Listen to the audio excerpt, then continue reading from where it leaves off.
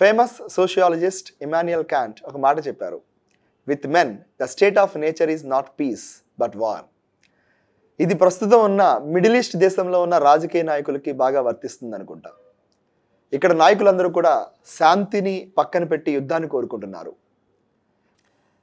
Iran Israel పైకి operation true promise పేరు పైన కొన్ని వందల డ్రోన్ని అటాక్ చేయించింది. అయితే ఈ సమయంలో ఇరాన్ ఎందుకు అలా చేసింది? వీళ్ళిద్దరి మధ్య వైరం ఎప్పుడు మొదలైంది? వీళ్ళిద్దరి మధ్య వైరంలోకి అమెరికా మరియు రష్యా ఎందుకు వాళ్ళ యొక్క పాత్రను పోషిస్తున్నాయి? మనం ఈ వీడియోలో తెలుసుకుందాం. హలో, అందరికీ నమస్కారం. నా పేరు కళ్యాణ్ దత్. నేను శరత్చంద్ర ఐఏఎస్ అకాడమీలో ఇంటర్నేషనల్ రిలేషన్స్ టీచ్ చేస్తూ ఉంటాను. 1979లో ఇరాన్ దేశాన్ని పాలిస్తున్న షా డైనాసిటీని వ్యతిరేకించి ప్రజలందరూ కూడా ఒక మత పెద్ద అయిన ఐతుల్లా ఖొమీనీ పేరు పైన ఒక తిరుగుబాటు చేసి అక్కడ థియోక్రాటిక్ ఇరాన్ని స్థాపించారు. ఈ రెవల్యూషన్లో భాగంగా ఇరానియన్ రెవల్యూషనరీ గార్డ్ క్రాప్స్ అనే ఒక మిలిటరీ సంస్థ కూడా ఏర్పడింది. వీళ్ళు ట్రూ ప్రామిస్ అనే ఒక సిద్ధాంతంతో నమ్ముతూ ఉంటారు. వాళ్ళ పేరునే ఈ ఆపరేషన్ పెట్టడం చాలా విచిత్రమైన లేదా ఒక ఆశ్చర్యకరమైన విషయం. ఎందుకు ఇజ్రాయెల్ ఇరాన్ ద్వేషించుకుంటారు అంటే దానికి సమాధానం చరిత్రలో ఉన్న కొన్ని ముఖ్యమైన సంఘటనలు. ఇరాన్ దేశం ఇచ్చిన ఒక slogan, death to Israel, death to America, true victory to the Islam. ఈ స్లోగన్ మనం గత సంవత్సరంలో కూడా హౌతీస్ ఎవరైతే యెమెన్లో ఉన్నారో వాళ్ళ దగ్గర కూడా వినడం జరిగింది. అయితే హౌతీస్ పైన మరొక వీడియోలో మీకు ఎక్స్ప్లెయిన్ చేస్తాను. ఇక్కడ మనం తెలుసుకోవాల్సిన ముఖ్యమైన విషయం ఏంటంటే ఇరాన్ ఇజ్రాయెల్ ద్వేషిస్తూ ఉండడం మాత్రమే కాకుండా ఇజ్రాయెల్కి వ్యతిరేకంగా ఉన్న కొన్ని సంస్థలను పెంచి పోషిస్తూ వస్తుంది.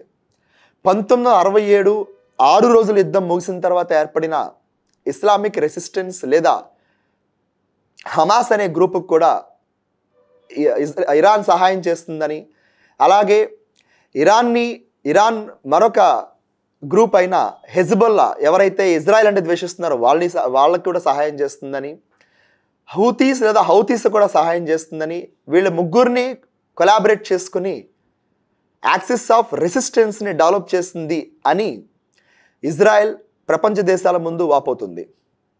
సో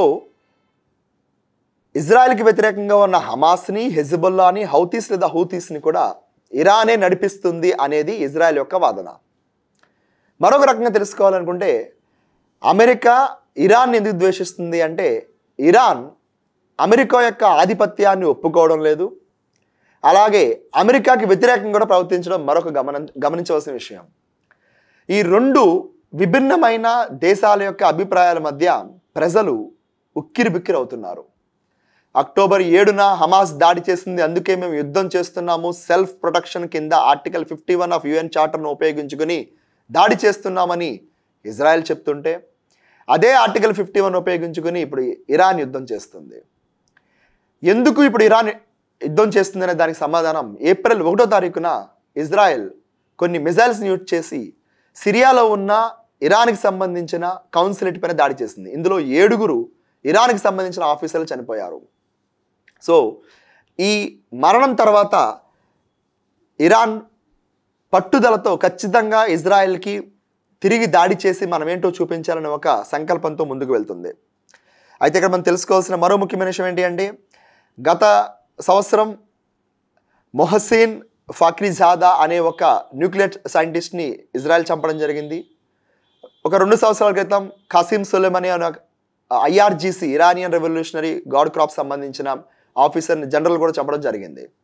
సో ఇజ్రాయెల్ పదే పదే ఇరాన్ యొక్క సైనిక స్థావరాలపైన లేదా ముఖ్యమైన నేతలపైన దాడి చేస్తుంది అనేది ఇరాన్ ఈ ఆపరేషన్ ట్రూ ప్రామిస్ ద్వారా రిటాలియేషన్ లేదా తిరిగి యుద్ధం చేసి వాళ్ళ యొక్క ఉనికిని చూపించుకుందాం అనుకుంటున్నారు.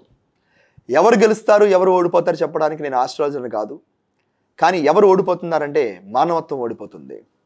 మార్గరెట్ అట్వుడ్ అనే ఒక స్కాలర్ ఏం చెప్తున్నారంటే war will happens when language fails.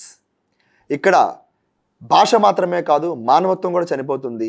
ఈ యుద్ధం మానవత్వానికే ఒక పెను సవాలుగా నిలుస్తుంది. Thank you so much and జై హింద్.